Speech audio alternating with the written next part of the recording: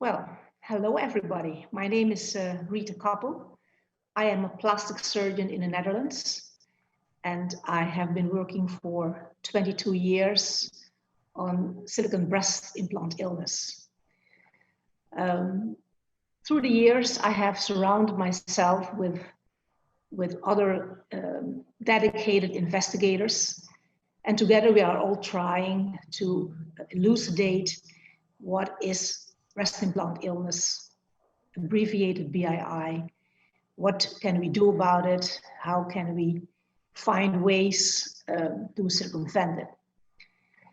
So, first I have to say that there are no disclosures or financial interests, but there's one important disclosure, and that is that all the scientific work that has already been done and is still going on is only possible because of the help from patients who came to my office and have asked me to do their operation. This their material that was used for all this research. And I would like to express that I'm very grateful for their help. To begin, what are the characteristics of breast implant illness? To know, it is first a chronic debilitating disease, and it is a result of the implantation of silicone breast implants, and they bleed. And the bleeding involves many tissue and organ systems simultaneously. It has been known for decades. It was first launched in, you can see, the 70s, and it was named then siliconosis. But it has been, you can say, regarded as irrelevant from the first scientific presentation of it until now. However, there is a lot of circumstantial evidence in support of its existence.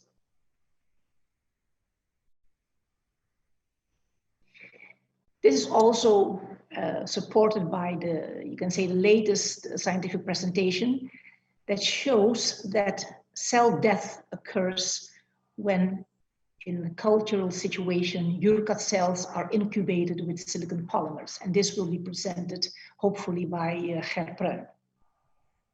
What is the tipping point for the manifestation? Well, that can be between any time, between weeks or years. Usually you see it after 10 to 15 years, but I have had patients who had it for a couple of months who are already very ill. There is no test to confirm its diagnosis, and there are no guarantees for improvement.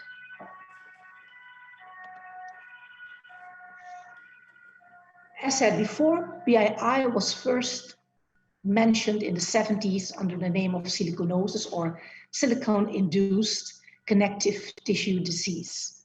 That is long ago, and still at this day and age, we still talk about it. What do we know of BII?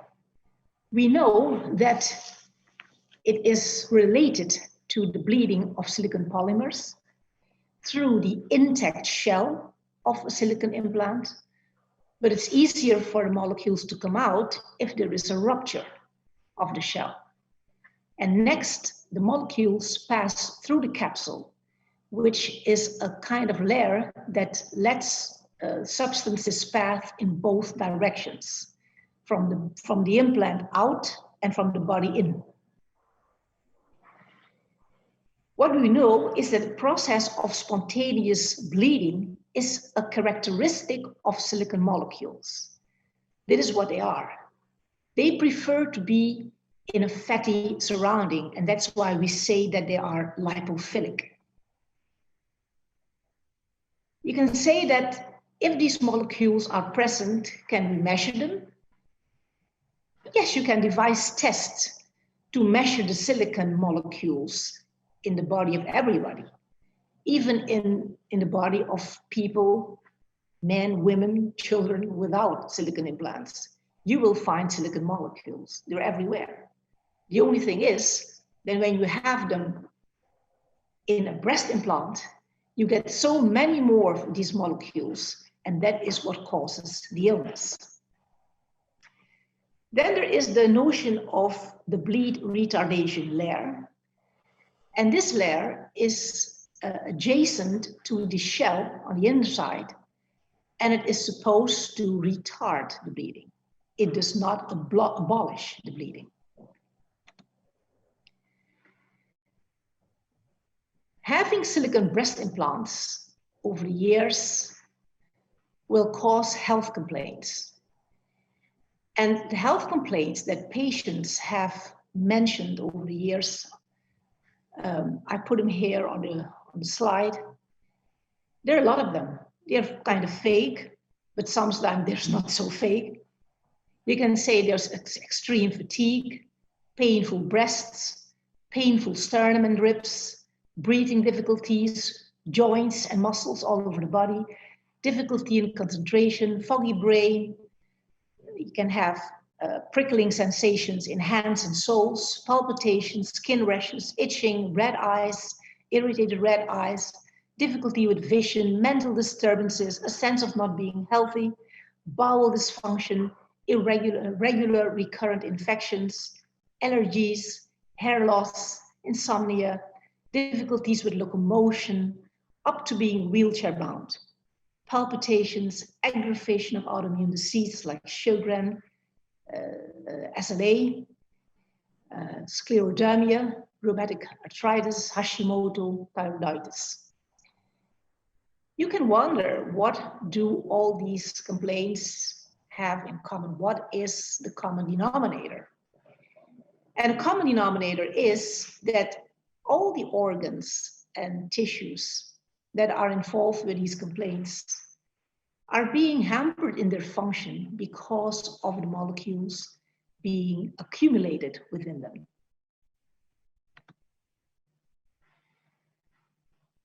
Then a few words about the probable cause of BII. And I am aware that Henry Dijkman has also said a few words about the study. I will add a few more because I think it's a very important study, although it was disregarded by the community. The study was, I wrote it in 2016. It was because a deceased patient of mine left her body and it was used for autopsy on her behalf and on her wish. And we harvested many organs and tissues, and those were investigated in 3 ways.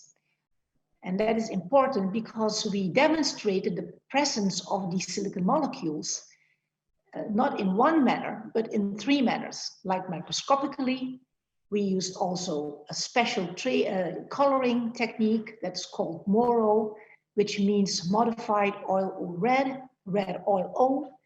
And then you see the silicon material brightly red in the tissue.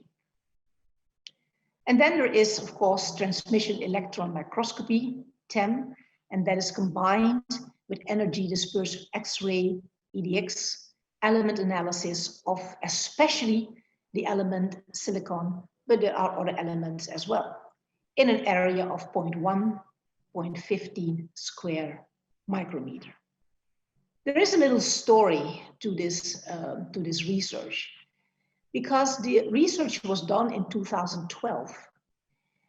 And when we had the results from Lucas, which was one of the investigators, we had a small gathering as a group and discussed the result, but we were not really struck by anything special, because maybe without realizing it, we were focused on finding cells of the immune system, inflammatory cells, and we just didn't see those. So we didn't really know what to do with the study, and time went on, and around 2015, I became remorseful. I thought I must do something with the study because this woman, she had done a great deal by just leaving her body for research. So I decided I would just write something about it. I will work on it. So I took the material, went to a quiet place and started working on it. But tables in that study made by Lucas, they were divided in different tables. And I'm the kind of person, I like an overview. I would like to see in one glance, what am I seeing here? So that's when I started making 2 tables. And that blew me, really blew me. When I made them, I thought, how could I have missed this? Because I am a doctor of preventive medicine. And as I looked at the tables, I saw all the pluses appearing. And the pluses, and I'm sure Henry showed you this, all these pluses, especially in the frozen Moro slides, you see that there is a lot of material in every organ tissue. And you see it in especially the organs of excretion, like the intestines. You see it in the gallbladder. You see it in the bladder in huge amounts, 3 pluses. You also see it in the skin. So the organs that are associated with excretion and cleaning up the body, they are heavily associated with these molecules. So I was really flabbergasted when I saw this, and I thought, oh my goodness, this is as a preventive doctor, you know that all these molecules in the organs, it is impossible to have a good function with all these molecules being there. You also have them in the brain. This is not the, yes, this is the brain. And there you cannot see them in frozen Moro with all the pluses, because you cannot freeze brain tissue for this research. You can only do it in paraffin slides. But you still see it. And where do you see it? In the spinal cord, you see it in the pituitary, you see it in the striatum, you see it in the frontal cortex. So this means that the molecules are everywhere, in every organ tissue, even in your spinal cord and in your brain. And that explained to me why I see women sometimes with disturbances of locomotion and they end up in a wheelchair. Or that I have patients that eventually die and they have paralysis of their intestines. Because you have all these pathways in the spinal cord from your toe to your brain. And if these molecules are there, this is going to interfere with the transmission of signals. So that explains why these functions are diminishing, and we don't have a good reason for them, but now I know. The other table is also very important. This one, I started putting the tissues together with a lot of the molecules. And in patients without the breast implants, when you do the counting in 0.1 square micrometer, you don't find more molecules than about 500. In the implant itself, you find up to 340,000. It's quite a lot. And if you take a look at a capsule that is contrasted, that you can see it better, you find 108,000. And on 0.2, you have always 2 points that you use for measurement, 73,000. Lymph nodes, quite a lot, 10,000. Thyroid, 7,000. Gallbladder, diaphragm, uterus. And also, of course, in the spinal cord. It is a cervical spinal cord and a thoracic spinal cord.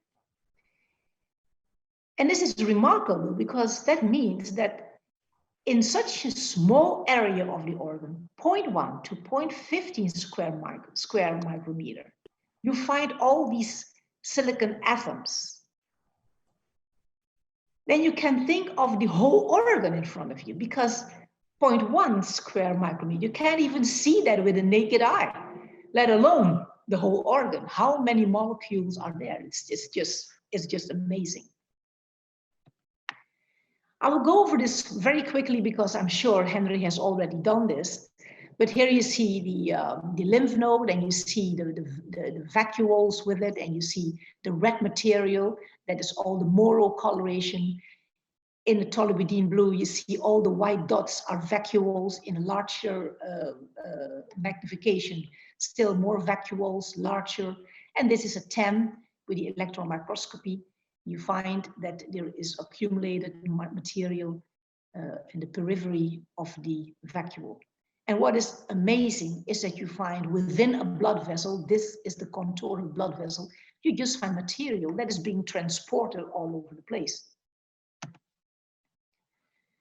Then there's the thyroid, a very important organ in the body, close to the breasts. And here you find within the tissue, you find the material. And then also, of course, with a TEM, and Henry has explained this, this is the measurement, and you have the SI measurement of the material by EDX. What I would like to point out in this one is that this is the slide of a patient, of the patient with the high cervical area. And there you see that there is in the material, waiting for the arrow to come back, that you find here that there is collagen within the material. That means that there is fibrosis around deposits of the molecules, meaning that you can say that there are micro implants with micro capsules in the organs. And I know from the preventive medicine that if there is inflammation in areas where the body has difficulty with it, then there is fibrosis around it to just isolate it and eliminate it. But the more there are areas of fibrosis, the more there are areas of the organ that are shut down. They don't work anymore. This is very important to think about the fibrosis. Here you see it clearly present within this part of the tissue. You see it again here. Also the brain. And there you find the fibrosis in this area. And another thing I would like to say is this is light microscopy of toluidine blue, also of the spinal cord, and you don't see anything. So you would think there is no molecule there. Why worry? It's quite empty. It's clean. There is no bleeding. But the same slide, if you take it to the electron microscopy, you know, what do you see? In E, you see all these vacuoles. And in a larger magnification, you see even this. So you think that here there's nothing. If you take it to a higher magnification, here you see all the vacuoles. And of course, you measure it. So it's good to realize that this material is present everywhere. And from the standpoint of preventive healthcare, you know that the organs are swamped by the molecules, and this could only mean that their function will diminish. I would like to say one more thing about this study, because it was ill received, and one reason was it was just one patient. How can you have such a big deal with just one case? And what I say about this is that, say, for instance, you are an archaeologist and you are digging in the deep layers of the soil of China. And then you hit, after long digging, you hit the fossil of a dinosaur. What do you know for sure if you find the fossil of a dinosaur? You know one thing for sure, and that is a dinosaur was there. You don't have to find 100. This one tells you a dinosaur was there. And that is what this study is about. It was a real hit because with this material, we could just show what's happening with the molecules in the tissues. And another thing was, when this study came out, it was just a study about old implants, and the new implants, boy, they don't bleed. That's not possible. They're so new, and there's this bleed retardation layer, they cannot bleed. And that is not true, because you cannot manufacture implants without bleeding. All of them bleed, it's impossible to make implants without bleeding. And we even have new material that shows that after weeks, months, you already find the molecules in the capsule. And if they are in the capsule, they will definitely end up in the body. That takes me now to the study of the explantation.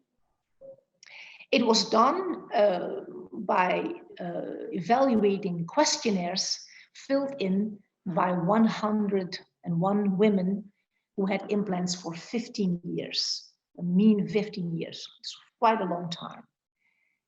And that was chosen deliberately because if you have implants for just 2 years or 3 years, you don't find that much. But if you have them for many years, you have a greater chance of having complaints. There was also another group added, that is group 1. And those patients were patients without breast implants and had been operated in the hospital, and they were the control group. They had a mean age of 35 years. So you had a control group of 34 patients without breast implants, and you had 101 patients with breast implants for a mean 15 years. And those 101 patients were now divided into 2 groups, group 2 and 3. And they, the group 2 consisted of 39 women who still had silicone breast implants, and group 3 of 62 women who had explantation surgery. And after a follow-up of 3.5 years, we measured their grading of their complaints. I must say that both these groups, group 2 and 3, of women with silicone breast implants, some of the patients in those groups had several replacements by other silicone breast implants. What are these questions we asked in the questionnaire? These questions were the questions that came to the surface spontaneously when you talk to patients about what they were feeling. And they just dotted the grading between 1 and 10, and that's how the study was done. And I'm going to show you some tables. You see group 1 is the group without breast implants, the control group, and there are hardly any complaints. The group 2 is the one that had silicone implants for 15 years and stayed with the silicone implants. And group 3, same complaints, but these patients in group 3 had explantation surgery, 62 of them. And these are the results of the patients who had explantation. You see that the dark blue bars are the complaints they had before operation, and the light green bars, which are lower, are the results of their grading their complaints after the operation of explantation surgery. So there is these complaints will not go away 100%, but you clearly see that there is a diminishing, an amelioration, an improvement of their complaints. What's also of interest in all the patients with breast implants is that 81% had health complaints that could not be ignored. That's a huge number. 56 had ruptured implant, 57 had serious capsular contracture, and the majority of patients had type 3 implants. And those type 3 implants were the implants that were already made with a bleed retardation layer.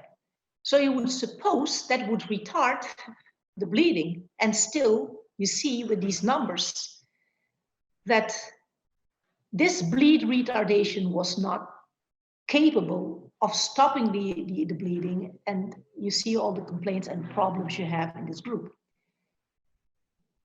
These numbers come from the table that is in the article, and if you read the article, it's already explained, but this is how I came to these numbers. So in conclusion, you can say that the results show that explantation surgery is beneficial to patients with BII, and there is no other possible way to accomplish this. No amount of assuring the patient's such as plastic surgeons do, that there is no proof at all, and you think it is because of your implants, there's nothing wrong with you. No amount of assuring will make the complaints go away. There will only be improvement if the tipping point for irreparable health damage has not yet been reached. And if there is no improvement, at least the existing complaints will not deteriorate any further. If technically possible, a capsulectomy should be performed. And this is easier achieved with implantation of the implant on top of the breast muscle. And you can do it completely, you can do it en bloc. But if it is behind the breast muscle, that is technically difficult because the capsule is thinner and then it is ingrown into the muscle and into the ribs. So that's technically almost impossible. And if you insist on getting it out, you may harm the muscle further. And I have a case like that these days, where the woman has difficulty moving her arm and breathing because the nervous tissue to the breast has been damaged. That does not mean that if you have to leave behind part of the capsule behind the muscle, that the woman will now miss a chance for recovery. That's what women tell each other on the internet, and that is deadly wrong. It only means that the body will take a little bit longer to feel better, because now the body will have to break down this remaining part of the capsule if no new implants are inserted. If implants are inserted again, then this capsule will of course remain. But if no new implants are inserted, then the capsule will be broken down by the body in a few weeks to months because it is very thin. If it's a thick capsule, then that will take even longer or not. Because you're not ill of the molecules within the capsule, you're ill of the molecules that are already everywhere in the body, and no plastic surgeon or any doctor can remove those molecules. That is something the body will do on its own time, its own accord. And that's why it's important after explantation surgery to have a very healthy lifestyle, just to assist the body in throwing out all these molecules, using the avenues of sweat, of urine, of feces to get rid of it. You see? And what I recommend to patients who have to recover after explantation surgery is take an anti-inflammatory lifestyle. And the only one that I know is the zone diet, a Mediterranean type of diet, and that you can even add some supplements and micronutrients just to help the body to take care of itself, because the body is the one who's doing the cleaning up. There is no amount of medicine you can take to help it. You can do detoxification with what we call chlorella. I don't know the English word for that, in assisting the liver to do that, and they end up in the gallbladder. And that is important to realize, especially for the women who are now considering to have augmentation surgery or reconstructive surgery with breast implants, is that all silicone breast implants bleed. They cannot be manufactured in such a manner that they cannot bleed because of the characteristic of the silicone molecules. They are lipophilic, as I said. They prefer a fatty surrounding outside the implant. They just cannot be stopped.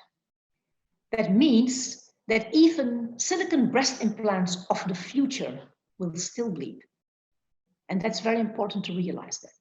So I think women who opt for placement of breast implants should hear from their doctor that there is a chance of developing BII, so that they can make up their own minds, do I want to take this risk or don't I? Because one of the important, or one of the remarks I have heard over the years so many times is that if I had known this, I would have not had the placement of the breast implant. And to end this presentation, I would like to show you a short video of how I do the operation.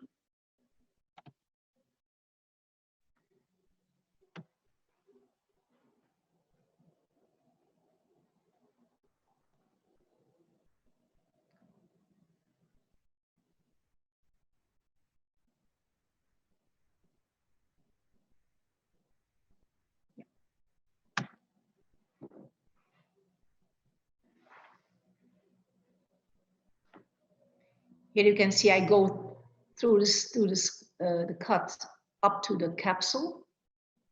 I'm looking to find the capsule.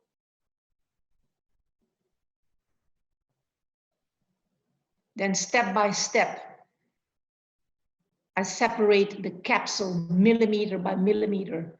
I separate the capsule from the surrounding breast tissue.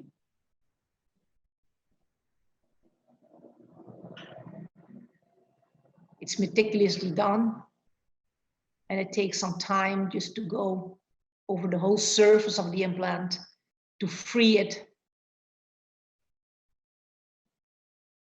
from the surrounding tissue. Underneath you see the muscle, and on top is the gland, the breast gland. These are the last strikes before the implant comes loose and free.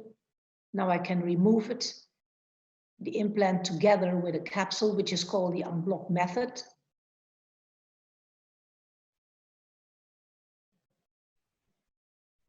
Now I open the capsule. I check on the type of implant, what brand it is, so that my team can write it on the paperwork. And now you must notice that the implant has come out and it misses its part of its content. And this is what I see with every implant that I remove. It has lost its content. That's because of the bleeding. Although the implant is intact, it's not ruptured. So this is my presentation on the subject of silicone breast implant illness. Thank you very much.